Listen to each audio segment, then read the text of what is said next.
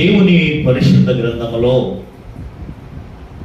మనము పైన వారము తీసుకున్నటువంటి పాఠములో ఒక చిన్న మాటను జ్ఞాపకం చేసుకుంటాను. ఆ మాటను జ్ఞాపకం చేసి కొద్ది నిమిషాలు దేవుని వాక్యాన్ని ధ్యానం చేసుకుందాము. జ్ఞానముతో కూడినవి 5 మాటలైనను చాలు. పౌలు గారు మాట్లాడిన రీతిగా కొన్ని మాటలను జ్ఞాపకం చేసుకుందాము. హెబ్రీయులకు రాసిన పత్రికలో లాస్ట్ టైం మనము ఆ పత్రికలో కొన్ని మాటలను జ్ఞాపకం చేసుకున్నాం. దానిలో కొనసాగింపే 28, 29, 12వ అధ్యాయంలో 2 కలిసి ఉంటాయి, 2 వచనాలు కలిసి ఉంటవి. అందువలన మనము నిశ్చలమైన రాజ్యమును పొంది దైవ కృప కలిగి యుందుము. ఆ కృప కలిగి వినయ భయభక్తులతో దేవునికి ప్రీతికరమైన సేవ చేయుదము. ఏలయనగా మన దేవుడు దహించు అగ్ని అయి ఉన్నాడు. హల్లెలూయా. మన దేవుడు ఏమై ఉన్నాడు? దహించు అగ్ని అయి ఉన్నాడు. దేనికి దహించు అగ్ని అయి ఉన్నాడు? వినయము భయభక్తులు లేకపోతే సీదా ఆయనే ఏమై ఉన్నాడు? ఆయనే దహించు అగ్ని అయి ఉన్నాడు. హల్లెలూయా.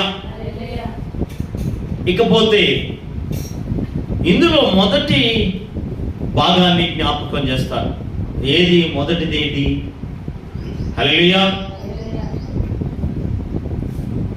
మొదటిది ఒకసారి జ్ఞాపకం చేసుకుందాం. వినయము.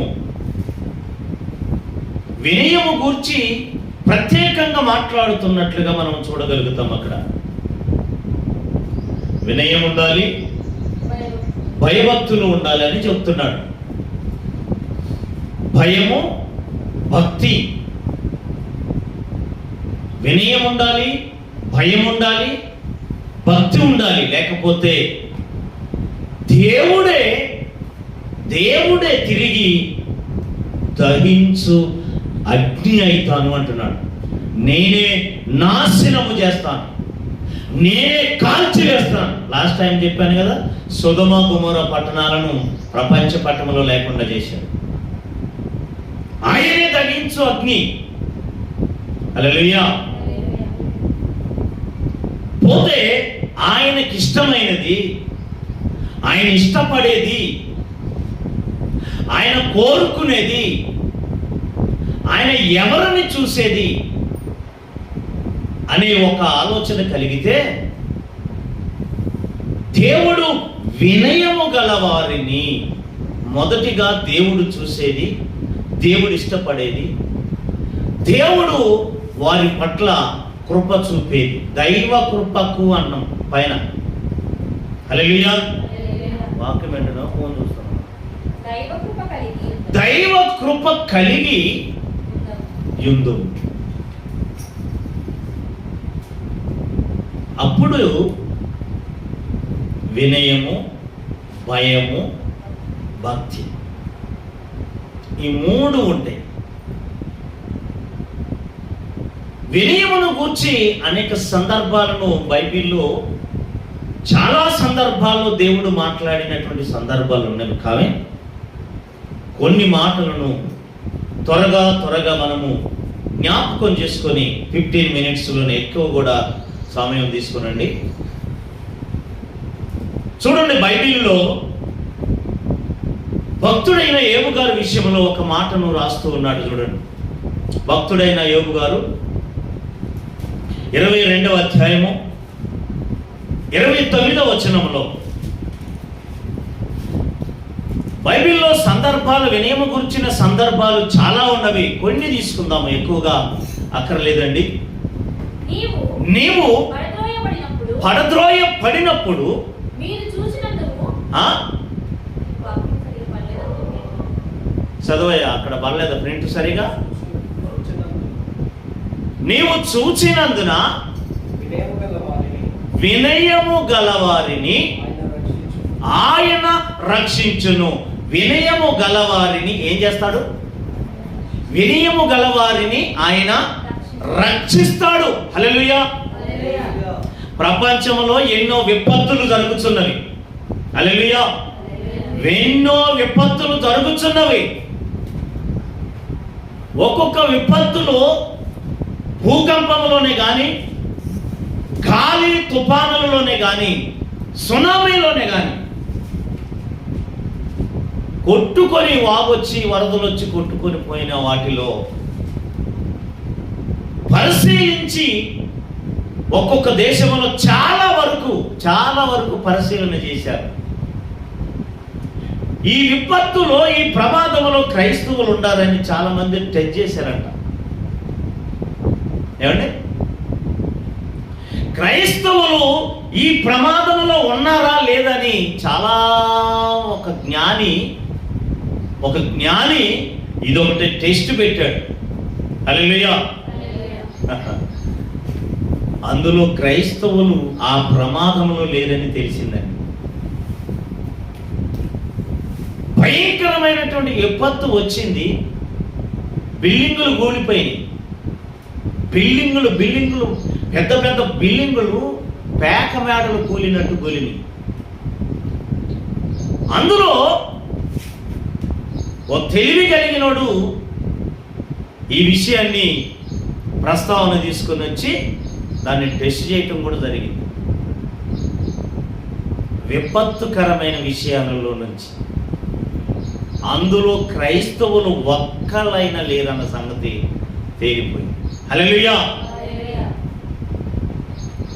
ఎందుకు ఈ మాటను జ్ఞాపకం చేస్తున్నానంటే, దేవుడు రక్షించేది ఎవరిని? వినయము గలవారు. ఏమంటున్నాడు అక్కడ? ఆయన వినయము గలవారిని రక్షించును. అంతేనండి, వినయము గలవారిని ఆయన రక్షించును.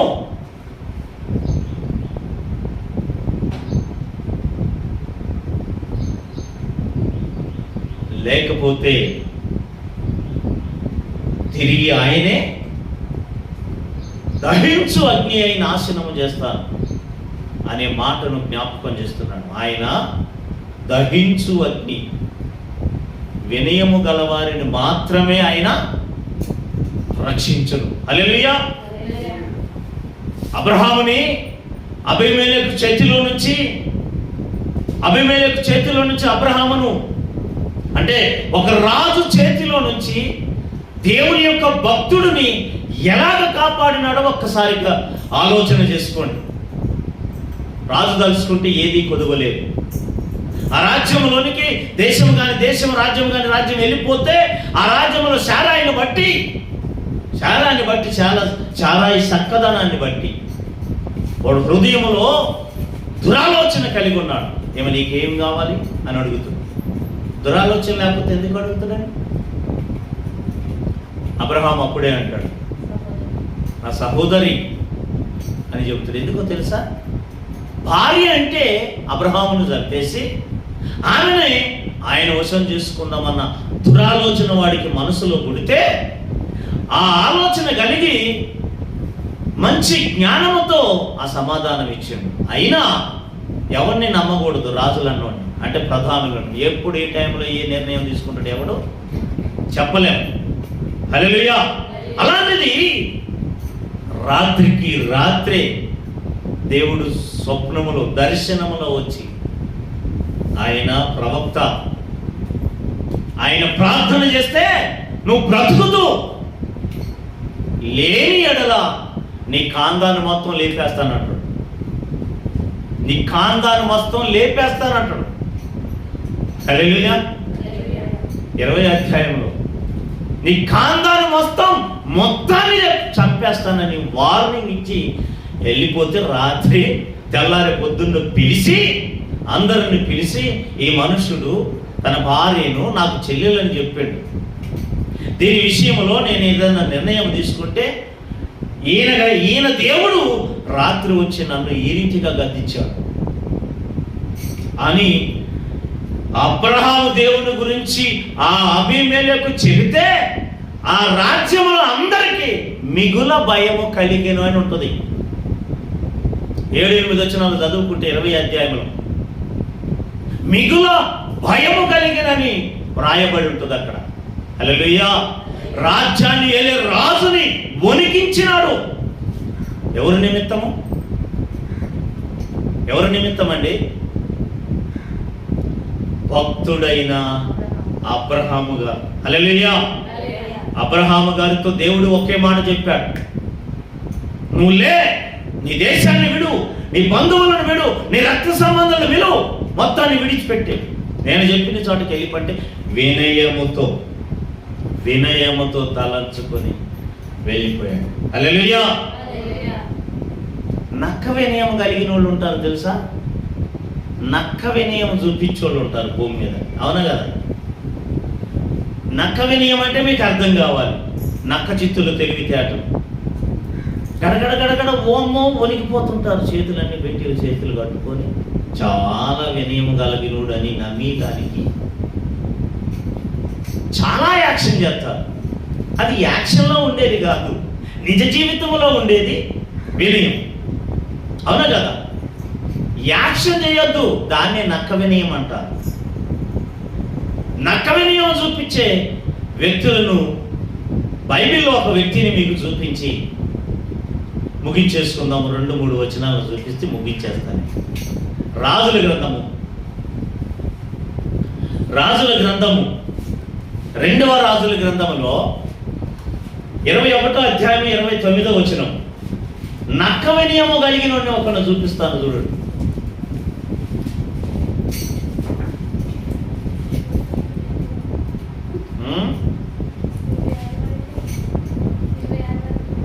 ఏంటమ్మా?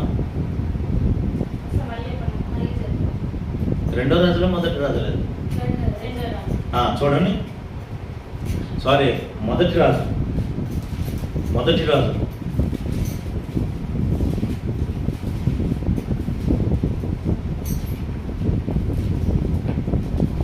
21వ అధ్యాయం 29వ వచనం. ఆహాబు నాకు భయపడి వినయముగా ప్రవర్తించుట చూసితివా? భక్తుడితో ఏలియాతో దేవుడు మాట్లాడుతున్నాడు. ఏం చేసిందంటే ఆహాబు భయపడి, ఎవరికి భయపడి? దేవుడు మాట్లాడుతున్నాడు భక్తునితో. నాకు భయపడి అతడు వినయము ప్రవర్తించుట చూసినవా? ఓవరాక్షన్ అంటాడు. ఓవరాక్షన్ అంటారు దీన్ని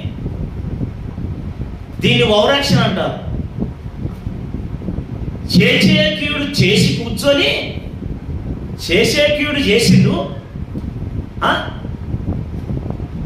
ఇప్పుడు యాక్షన్ చేస్తారు. దీన్ని నక్క వినయం అంటారు. దీనిని నక్క వినయం అంటారు. ఏం చేసిండు కీడు అంటే, నీతిమంతుడైన ఒకని ప్రాణాన్ని తీసి ఆయనకు ఉన్నటువంటి కోరుతోట 1 ఎకరము 2 ఎకరాలు ఆ భూమిని స్వాధీనపరుచుకొని రాళ్లతో దేవుణ్ణి దూషిస్తున్నాడు, రాజును దూషిస్తున్నాడని ఒక నింద 2 వ్యక్తులను పనికి మాలిన వారిని పెట్టి అబద్ధం ఆడించి వారి చేత ఊరిలో ఆ అబద్ధాన్ని బలపరిచి ఆ భక్తుడైనటువంటి ఆ నీతిమంతుడైన నాబోతును రాళ్లతో కొట్టి చంపించి ఆయనకున్న భూమి మీద ఈడు ఆశపడి మనిషినే నీతిమంతుడిని లేపేసి. హల్లెలూయా. లేపేస్తే ఇప్పుడు డ్రామా ఆడుతున్నాడు. ఏం డ్రామా ఇది? ఏం డ్రామా అండి? నక్క వినయముతో కూడిన డ్రామా ఆడుతున్నాడు. చేసేది చేసిండు, ఇప్పుడు చూపిస్తున్నాడు. ఇక ఏమని? భయపడినట్లు, వణికినట్లు వేషం మంచి వేషం. దాని గురించి చెబుతున్నాడు దేవుడు. ఏలియాతో చెబుతున్నాడు ప్రవక్తతో, నాకు భయపడ్డాడు.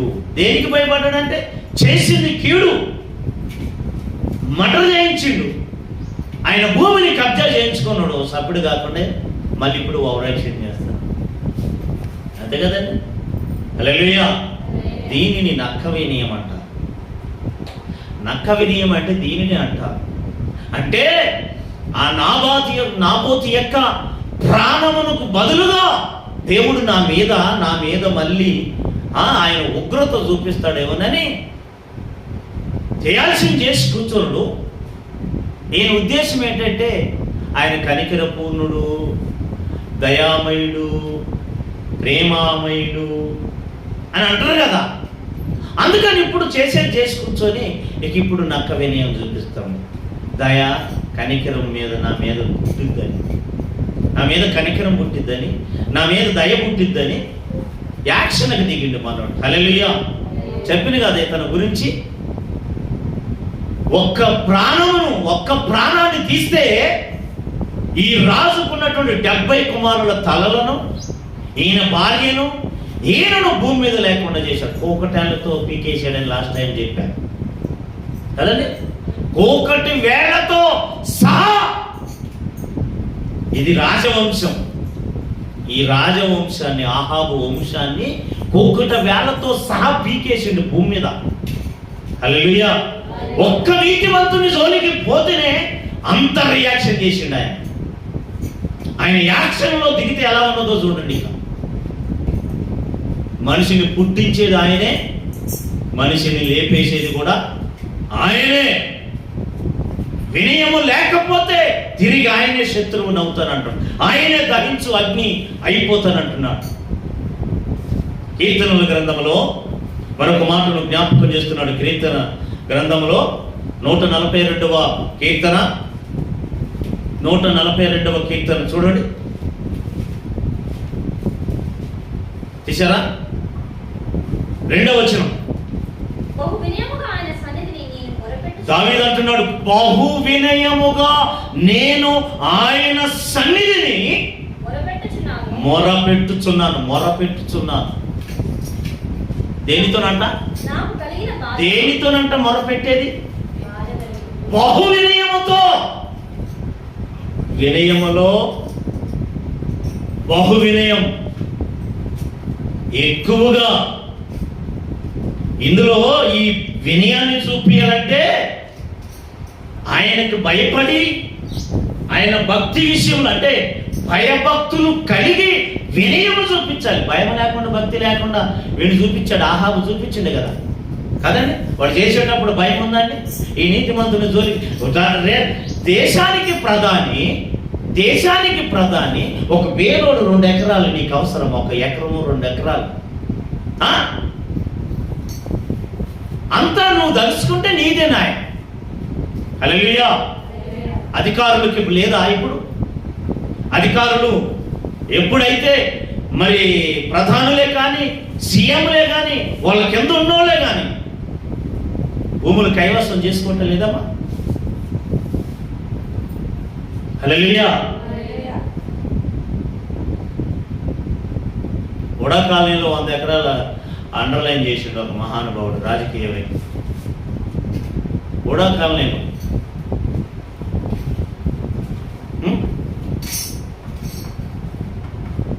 దేవునికి స్తోత్రం కలుగును గాక. భక్తుడు అంటున్నాడు వినయము కలిగి ఉంటే ఆయన రక్షించును. ఏమో మాటలు మాట్లాడుతున్నాడు. ఏడేమంటున్నాడంటే, కీర్తనకారుడు ఏమంటున్నాడంటే, బహు వినయముతో నేను నీకు మొరపెట్టుచున్నాను, బహు వినయముతో నేను మొరపెట్టుచున్నాను. తర్వాత నాకు కలిగిన బాధ ఆయన సన్నిధిని తెలియజెప్పుకొనుచున్నాను. నీకు బాధ కలిగితే, నీకు వేదన కలిగితే, నీకు లోకములో శ్రమలు కలిగితే వినయముతో దేవుని సన్నిధికి వచ్చి మొరపెడితే అప్పుడు నీ మొర వింటాడు. హల్లెలూయా. వినయము లేకుండా, భక్తి లేకుండా, భయం లేకుండా, నీకు బాధ కలిగింది కదా అని దేవుని సన్నిధికి వచ్చి మొరపెట్టి నువ్వు ఒగలేడుపు ఏడ్చినారు అనుకోండి, దేవుడికి తెలుసు ఇది ఒగలే, చెగలు లేవు దీనిలో. దీనిలో సెగలలేవు, వగలే. ఈ డ్రామాలు, అహాబు వేసే డ్రామాలు దేవుని ముందు పనికిరావండి. వినయం ఉండాలి. భక్తికి ముందు, భయానికి ముందు వినయం ఉండాలి. హల్లెలూయా. అప్పుడు యోబు గారు అన్నట్టు ఆయన నిన్ను రక్షించు. వినయం ఉంటే ఆయన రక్షిస్తాడు మనలను అని చెప్తున్నాడు, జ్ఞాపకం చేస్తున్నాడు. సామెతల గ్రంథంలో 11వ అధ్యాయము, సామెతల గ్రంథం 11వ అధ్యాయము 2వ వచనములో ఇంకొక మాటను జ్ఞాపకం చేస్తున్నాడు. చూడండి, వినయం ఉంటే ఏముంటదో. అహంకారము వెంబడి అవమానము వచ్చును, వినయము గలవారి యొద్ద జ్ఞానముండును. హల్లెలూయా. యోబు గారు తీసుకొచ్చిన ప్రస్తావనలో వినయం ఉంటే ఆయన రక్షిస్తాడని జ్ఞాపకం చేశాడు. కీర్తనకారుడు ఆయనకు బాధ కలిగితే వినయముతో మొర పెడితే ఆ బాధ తీసేస్తాడని చెప్తున్నాడు. సామెతల్లో ఆయన కుమారుడు సొలొమోను గారి మాటను జ్ఞాపకం చేస్తున్నాడు. వినయం ఉన్న కాడ ఏముంటదట? జ్ఞానం ఉంటది, అజ్ఞానము కాదు. వినయము లేకపోతే అజ్ఞానులే. వాడు ఎంత తెలివిగలడో కానీ వాడు ప్రపంచంలో ఆస్తులన్నీ వాడి చేతిలో, వాడి పేరు మీద ఉన్న పట్టాలు కానీ వినయము లేకపోతే వాడు అజ్ఞాని అని సర్టిఫికెట్ ఇస్తుంది బైబిల్.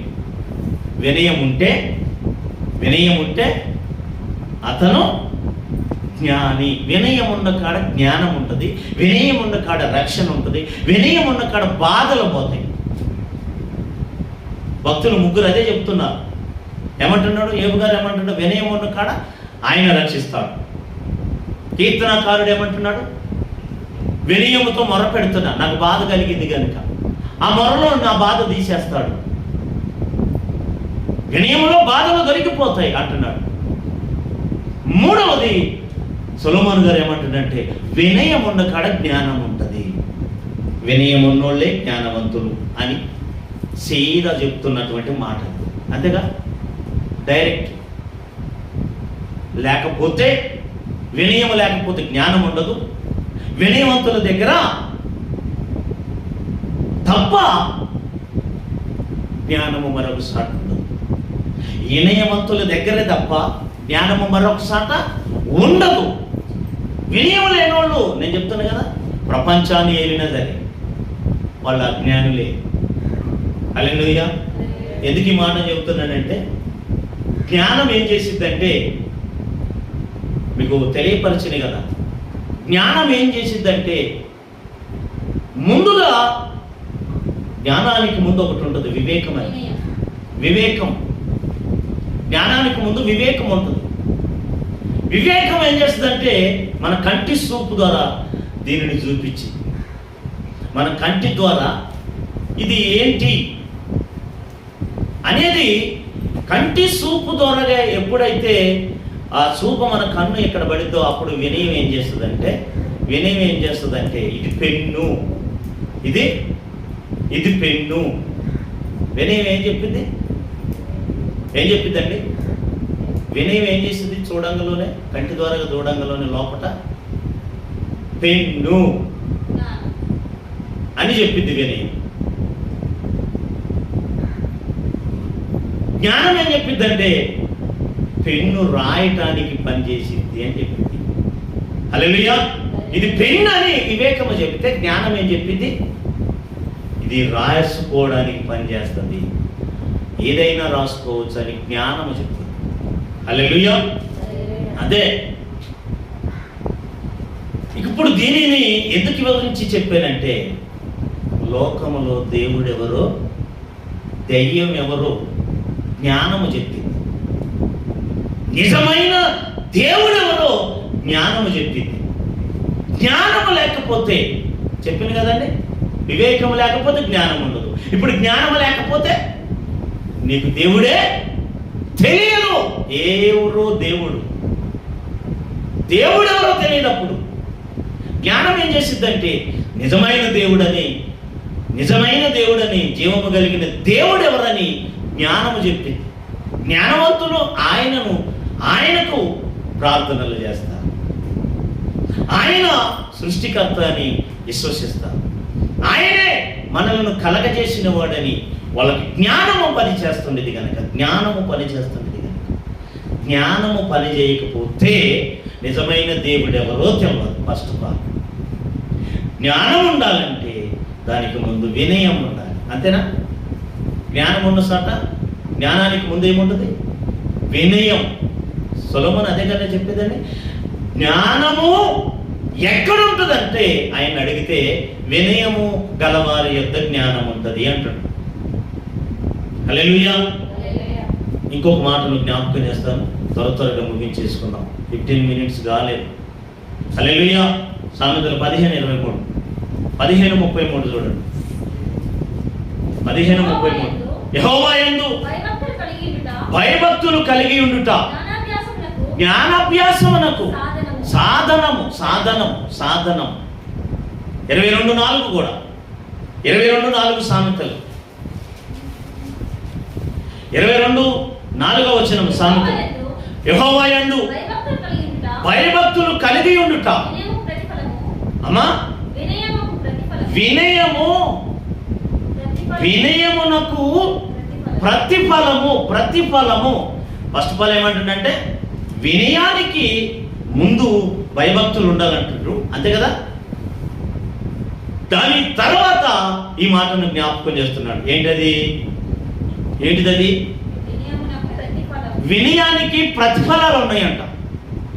నువ్వు వినయం కలిగి ఉంటే కొన్ని ఫలాలు ఉన్నాయి దాని వెనక. ఏంటో తెలుసా అండి? ఒకటి చదవమా. ఒకటి ఐశ్వర్యము, రెండవది ఘనత, మూడవది జీవము దాని వెనక కలుగును. దేని వెనక?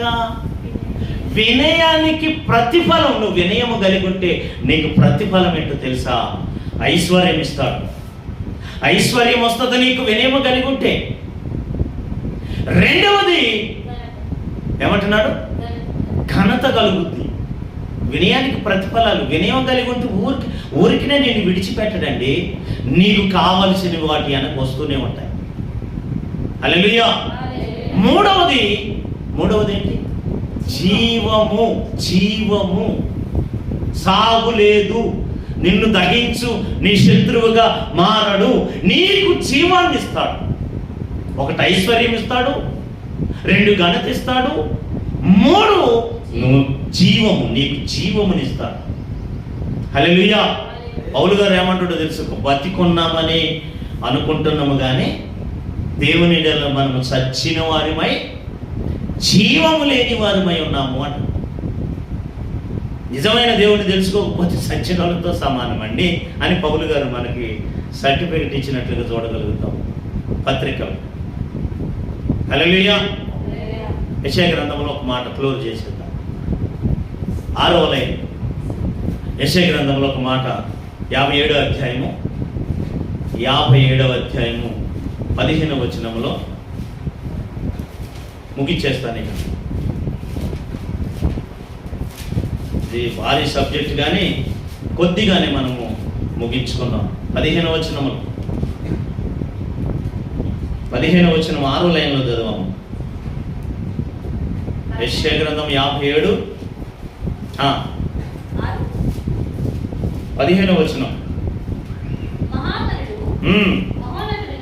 6వ లైన్ చదువు. అందులో 6వ లైన్ ఉంటుంది కదమ్మా, అది అంతా అవసరం లేదు.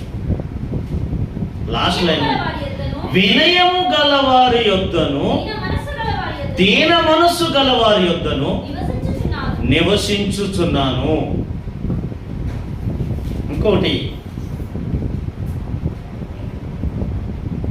15వ వచనములో 3వ లైన్ ఒకటి, 3వ లైన్ చూడండి. నేను మహోన్నతమైన పరిశుద్ధ స్థలములో నివసించువాడును, అయినను వినయము గలవారి ప్రాణమును ఉజ్జీవింపజేయుటకును నలిగిన వారి ప్రాణమును. అమ్మా చూడండి ఏమంటుండో, వినయము గలవారి యొక్క ప్రాణమును ఏం చేస్తాడంట?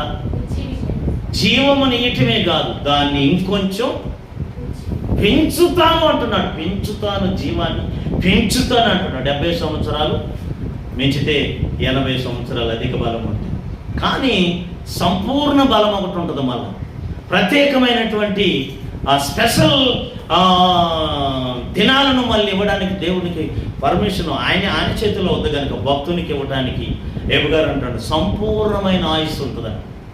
సంపూర్ణమైన ఆయుస్సు. హల్లెలూయా. ఆల్రెడీ దేవుడు 120కే ఆది కాండములో కుదించితే 140 మోషే, 140 యాకోబు గారు, 120 యోసేపు గారు. వాళ్ళకి సంపూర్ణమైన ఆయుస్సు కలిగినట్లుగా బైబిల్లో చూడగలుగుతాం. కీర్తనకారుడి దగ్గరకు వచ్చి వాళ్ళకి ఏమంటాడో తెలుసు, 70 అధిక బలం ఉంటే 80 అంటాడు. కానీ వినయము కలిగి ఉంటే నీ ప్రాణమును ఉజ్జీవింప, అంటే నీ ఆయుష్ని ఇంకా పెంచుతాను అంటున్నాడు. హల్లెలూయా. వినయం ఉంటే రక్షిస్తాడు దేవుడు. వినయం ఉంటే నీ బాధలు తొలగిస్తాడు. వినయం ఉంటే నీకు జ్ఞానం వస్తుంది. వినయం ఉంటే నీకు జీవమునిస్తాడు. హల్లెలూయా. ఘనతనిస్తానంటున్నాడు, ఐశ్వర్యం ఇస్తానంటున్నాడు. మొత్తం 5 వినయము ద్వారాగా వాటి ఫలము, వినయ ఫలములు బైబిల్లో ఇంకా అనేకములు ఉన్నాయి, చాలా ఉన్నాయి. ఇప్పటికి 5 జ్ఞాపకం చేసుకున్నాం. హల్లెలూయా. వినయ ఫలములు 5 దేవుడు మనకు అనుగ్రహిస్తాడు. వినయము కలిగి ఉంటే అందులోనే ఐశ్వర్యము కలుగుద్ది, అందులోనే ఘనత వస్తుంది, అందులో జీవం వస్తుంది, అందులోనే ఉజ్జీవం వస్తుంది, అందులో జ్ఞానం వస్తుంది, అందులో నీకున్న బాధలు తొలగిపోతాయి. దేనిలో? వినయములో. హల్లెలూయా. భక్తులకు ఉండవలసినటువంటి మొదటి లక్షణం, భక్తులకు ఉండవలసిన మొదటి లక్షణం. ఇక లోకములో వివరణలోకి వెళ్ళిపోతే చాలా ఉంటాయి. ఒకడిని ఏదన్నా అడిగితే సార్. హల్లెలూయా. మొన్న నేను దీపక్ పెళ్లి చేసిన రోజు అయిపోయిన తర్వాత మన శిరీష ఫ్రెండ్స్ వచ్చారు. ఈ రోజుల్లో అటువంటి పిల్లలు ఉంటారని నేను అనుకోలేదు. నేను వినోద్ కుమార్ గారు కూర్చున్నాం. వినోద్ కుమార్ గారు పక్కన వారి భార్య కూర్చున్నారు. ఆ పిల్లలు వచ్చి మా కాళ్ళకు మొక్కుతున్నారు.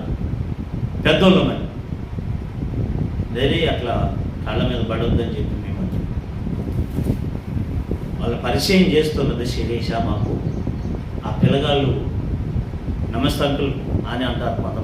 కొంతమందిని అయితే ఎట్లే అంటారు, కొంతమందిని అయితే ఇది కూడా. అర్థమైందండి? కొంతమంది అయితే ఓ మోతాదులో వినయం ఉన్నోడేమో ఏం చెప్తారంటే నమస్తే అంకుల్ అంటాడు. ఇంకొద్దిగా తక్కువ మోతాదులో ఉన్నోడు అయితే నోట్లో నుంచి వచ్చింది చెయ్యి అయితే రెండు ఒకసారి వదులుతుంది. కానీ ఈడేమంటాడో తెలుసా, నోట్లో ఆపు చేస్తుంది ఇట్లా అంటాడు, అయిపోయింది. ఇక మూడో మోతాదులో తక్కువ ఉన్నోడు ఏం చేస్తాడంటే అది కూడా చెప్పడు. ఇది లెక్క. పిల్లలు ఈ రోజుల్లో, ఈ దినాలలో కాలేజీ పిల్లలు అంత వినయము కలిగి ఉన్నారంటే పరిచయం చేసేటప్పుడు ఇట్లా చెయ్యి సెకండ్ తీసుకుంటారు కదా, అలాగా పిల్లలు కాళ్ళ మీద పడతారు. ఉండాలి అటువంటి గుణ లక్షణాలు ఉండాలి. వినయము కలిగినటువంటి పిల్లలు వినయము కలిగే జీవించాలి. అప్పుడు వాళ్ళకి దేవుడిచ్చే గొప్ప ఐశ్వర్యం ఇవన్నీ, జ్ఞానము కానీ, రక్షణ కానీ, జీవము కానీ వినయముతోనే పొందుకుంటాం. ఇక మరి దేనితో కూడా పొందుకోలేము. హల్లెలూయా. మన ఆధార్ కార్డు ఇస్తేనే వాడు సిమ్ కార్డు ఎత్తాడు. అవునా కదండి? మన ఆధార్ కార్డు మీదనే సిమ్ కార్డు, మనకు సిమ్ కావాలంటే. హల్లెలూయా. వినయం ఉంటే ఇవన్నీ ఉంటాయి. నీ దగ్గర ఆధార్ కార్డు ఉంటేనే సిమ్ అవుతుంది, లేకపోతే రాదు. హల్లెలూయా. దేవుడి మాటలు దీవించి ఆశీర్వదించును గాక. ఆమేన్.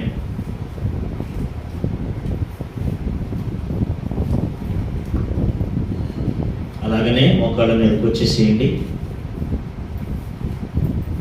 దేవుని యొక్క పరిశుద్ధమైనటువంటి ఆహారము పరలోకము నుండి మనకు గొప్ప భాగ్యము కలిగింది. ఆ భాగ్యం ఏంటంటే, ఈ లోకములో పాపమును తీసివేసి పాపమును కడిగి వేసేటువంటి పదార్థము లేదు, ఏ ఆయుధము కూడా లేదు.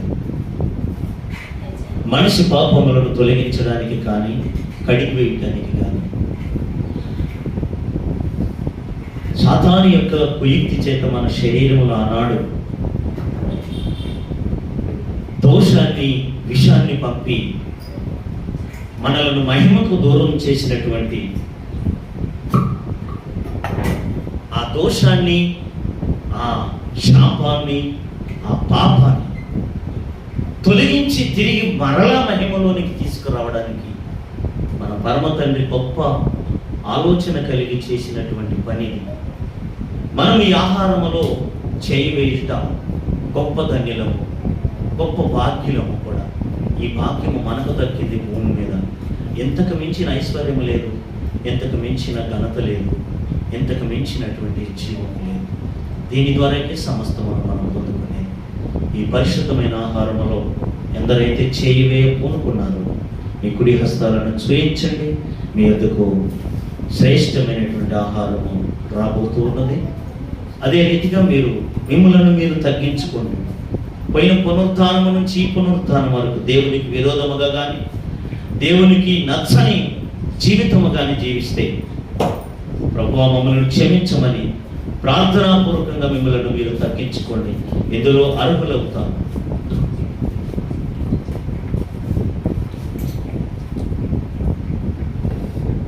యేసు క్రీస్తు ఒక రొట్టెను తీసుకొని పరమందున్న పరమ తండ్రికి కృతజ్ఞతాస్తుతులు చెల్లిస్తూ, పరమ తండ్రి ఆయన ఏ రీతిగానైతే దేవునికి కృతజ్ఞతాస్తుతులు చెల్లించారు, మనము కూడా అదే రీతిగా ఆయనకు కృతజ్ఞతాస్తుతులు చెల్లించుదాము. ఈ రొట్టె భూమి నుండి కలిగి ఉన్నది గనుక, ఒకప్పుడు భూమి మనిషి ద్వారాగా శపించబడి ఉన్నది గనుక ఆ శాపమును ఈ రొట్టెలో నుంచి తొలగించండి. ఈ రొట్టెను మీ కుమారుడు, మా రక్షకుడు శిలువలో నాగటి సాళ్ళ వలె దున్నబడినటువంటి ఆ శరీరముగా ఈ రొట్టెను మార్చుదురుగాక. మార్చినటువంటి ఆ రొట్టెను మధ్యకు విరిచి శిష్యులకు ఇచ్చిన రీతిగా మనమును కూడా అదే రీతిగా శిష్యులకును అందరికీ కూడా పంచే క్రమములో ముందుకు కొనసాగుదాము.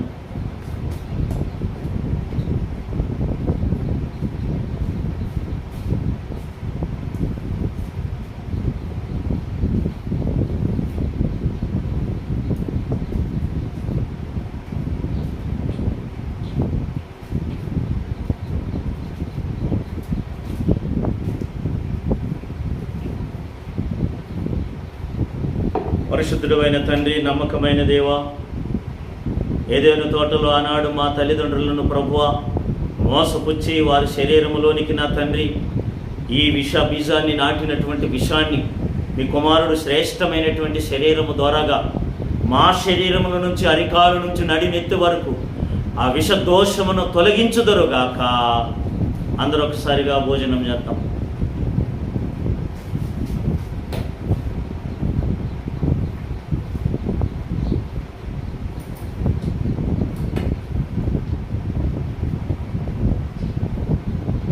అలాగనే మరొక పాత్రను తీసుకొని పరమ తండ్రికి కృతజ్ఞతాస్తుతులు చెల్లిస్తూ, పరమ తండ్రి మీ కుమారుడు, మా రక్షకుడు యేసు క్రీస్తు మీకు కృతజ్ఞతాస్తుతులు చెల్లించిన రీతిగా మేమును కూడా నా తండ్రి కృతజ్ఞతాస్తుతులు చెల్లిస్తూ, ఈ పాత్రలో ఉన్నదని ప్రభువా, ఈ లోకము భూమిలో నుంచి కలిగి ఉన్నది కనుక ఈ లోకములో నుంచి ఈ లోకానికి భూమికి నాయనా మీరు శపించి ఉన్నారు కనుక ఆ శాపమును తొలగించండి. ఆ శాపమును తొలగించి పరలోకపు తండ్రి మీ కుమారుడు, మా రక్షకుడు యేసు క్రీస్తు కలవరిలో మా కొరకు, పాపుల కొరకు కార్చినటువంటి ఆ ఆఖరి రక్తపు బొట్టును ప్రభువా ఈ పాత్రలో ప్రోక్షింపచేసి ఈ ద్రాక్షారసమును మీ కుమారుని శ్రేష్టమైన రక్తముగా మార్చుదురుగాక. దీనిని మేము నాయనా సేవిస్తూ ఉండగా మా పాపములు, మా పితరుల పాపములు, శరీరము ద్వారాగా చేసిన పాపములు, ఆత్మ ద్వారాగా చేసిన పాపములు, ఆలోచన ద్వారాగా, తలంపుల ద్వారాగా చేసిన పాపములు ఈ రక్తములో కడగబడి మేము పరిశుద్ధులముగా అయి నిత్య రాజ్యమునకు వారసులమవుదుముగాక.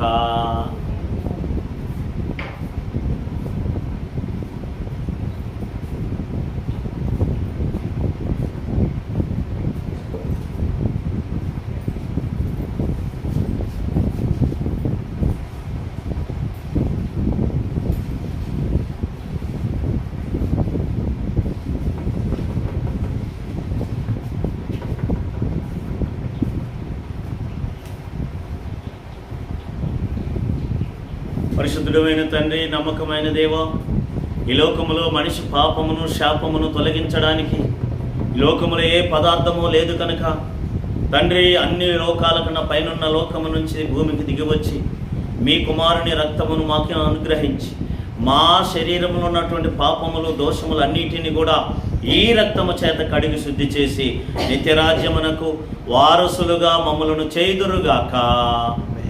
అందరికి ఒకసారి పానీయం చేద్దాం.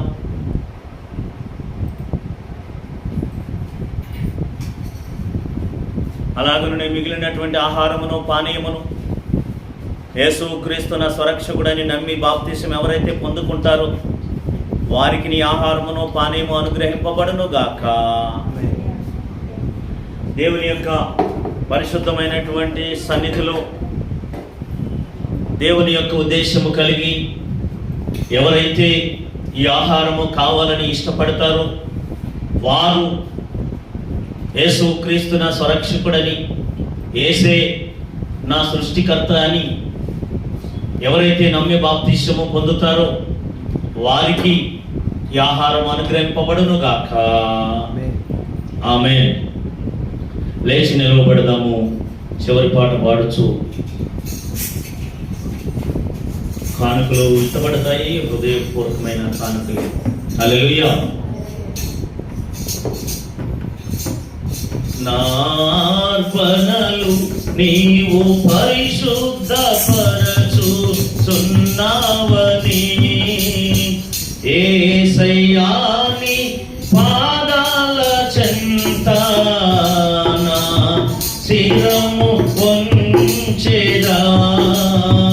యేసయ్యాని పాదాల చెంత నా శిరము వంచెదా. నీవే నాకని నేనే నీకని నాకై విజ్ఞాపన చేయుచున్నావని. నీవే నాకని నేనే నీకని నాకై విజ్ఞాపన చేయుచున్నావని నా అర్పణలు. కళ్ళు మూసుకున్నట్లయితే చివరి ప్రార్థన, ఆశీర్వాదం. పరిశుద్ధుడా, ప్రేమ కలిగిన తండ్రి, దయగలిగిన దేవా, మీ పరిశుద్ధమైన పాదముల వందనాలు. ప్రభువా, ఏ ఆటంకము లేకుండా ఈ ఆరాధన జరగడానికి ముందుగా మీకు విజ్ఞాపన చేసి ఉన్నాము. అదే రీతిగా ఎటువంటి ఆటంకము కలగకుండా నా తండ్రి ప్రారంభం నుంచి ముగించేంత వరకు మీ సన్నిధి, సహవాసము, పరిశుద్ధాత్మని యొక్క నడిపింపును మీరు మాకు అనుగ్రహించినందుకు మీకు స్తుతులు, స్తోత్రములు, వందనాలు తెలియజేసుకుంటూ ఉన్నాం.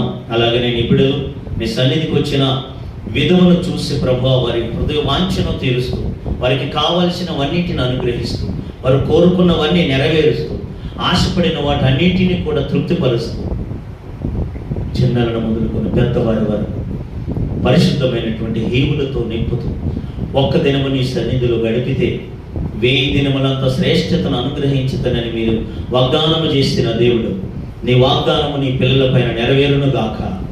వాటన్నిటిని పొందుకుందరు గాక.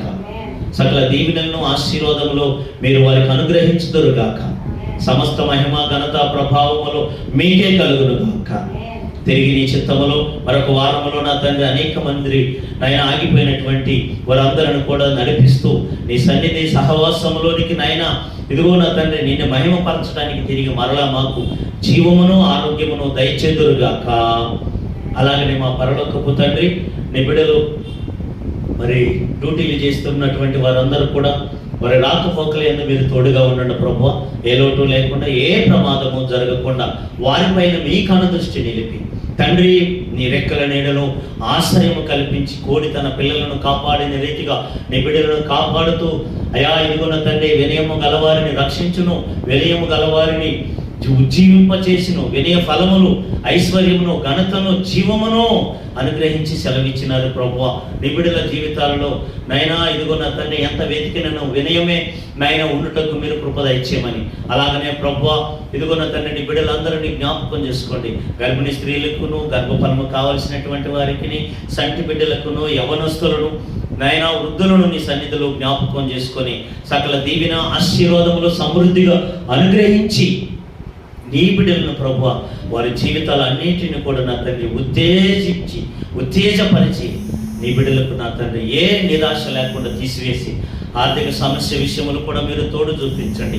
లేమిని తీసివేసి కలిమిని ప్రసాదింపచేసే ప్రభువా వారి నోట పరలోకపు సంతోషము నిలుపమని, వితిన కానుకలను నూరతలుగా తిరిగి మరలా వారి కుటుంబాల ఆకాశవాక్యాలు విప్పి పట్టదాలని దీవెన ఆశీర్వాదములతో నింపుతూ రండని యేసు నామములో ప్రార్థించి వేడుకొంచున్నాను మా తండ్రి.